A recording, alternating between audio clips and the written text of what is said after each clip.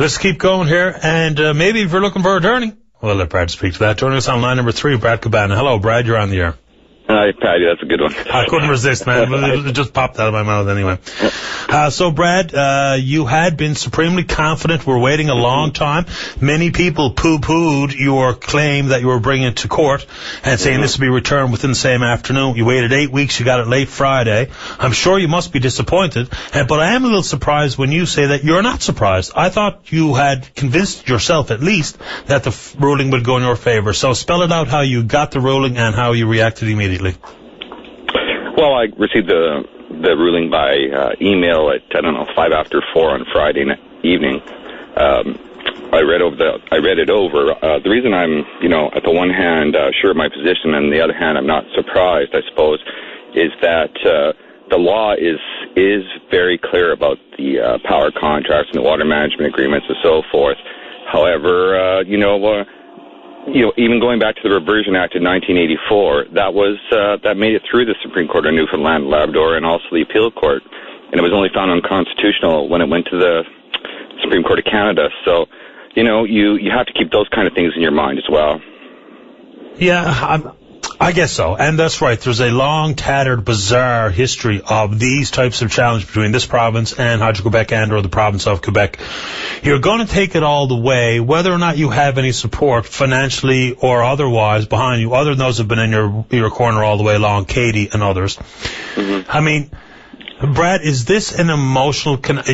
listen, set me straight if you feel like it. For me, on the outside looking in, we've talked many, many times, it seems that maybe you would be unwilling to cut your losses, so-called like dog on a bone, refuse to let this go, refuse to see that there may indeed be a long road ahead and potential financial disaster for you.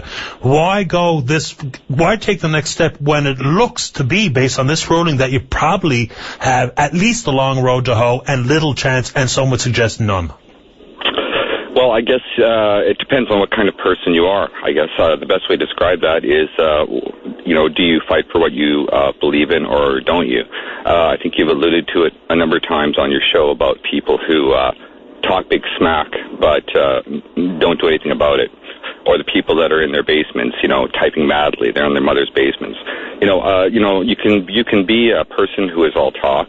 Or you can, or if you believe in something very strongly and you believe that the damages for the people are very, very, very serious, then, you're either the kind of person that is going to put yourself through that or you're not. And, whenever you take on that kind of commitment, it's a commitment where that, you're going to be facing an uphill battle, but you're also, going to be facing ridicule in your own province because, you weren't born on these shores, even though you have a long family history here and continues here, and you love the province, respect the province.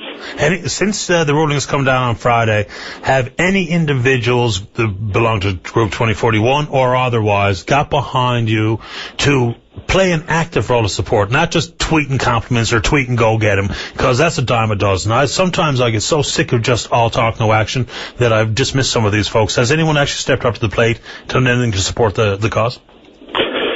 Financially, there have been a few people, yes. However, 2041 group, I have found them completely, I would put them into the category we just described. A lot of talk, but absolutely zero action. In fact, I can tell you that Mr. Coffey was in the back of our courtroom for 5 minutes during our presentations and smirking the entire time and left, and that was the extent of his involvement. So, I'm not quite sure what these individuals are trying to prove, because clearly talk, and I figured that out, being on the talk shows for 2 years fighting this, that talk simply isn't going to change anything, and that if they're not prepared to put their money where their mouth is, then they should leave the stage and let people who are do it. Well, Brad, listen, you and I have had our rackets on air. We've had a couple of social media spats, pretty vicious at times. And I've really tried to hesitate being one of the totally ridicule you to no end, because I guess part of it is I have a soft spot because of your military service, and secondly, I've fought a lot of unpopular fights in the past, and so, I wish you luck. I don't know if you have any chance of success, but I'm not sitting on the bench, so I have no earthly idea what to expect. But Stay in touch with the program, and good luck. And I don't know what else to say, man. You know, you and I will continue to have our rackets, and we'll be on the opposite side of a lot of the issues that you're fighting. But that's just part of life too. Well, hopefully, you know, hopefully we can settle it so that you know, it's not something that in the future we're going to wish we hadn't settled. And I'd just like to end, though, Patty was saying, and you know, she'll probably kill me for saying it, but I would love for my wife to come on the show and talk to you about this subject and on what we've been through, going through it and stuff.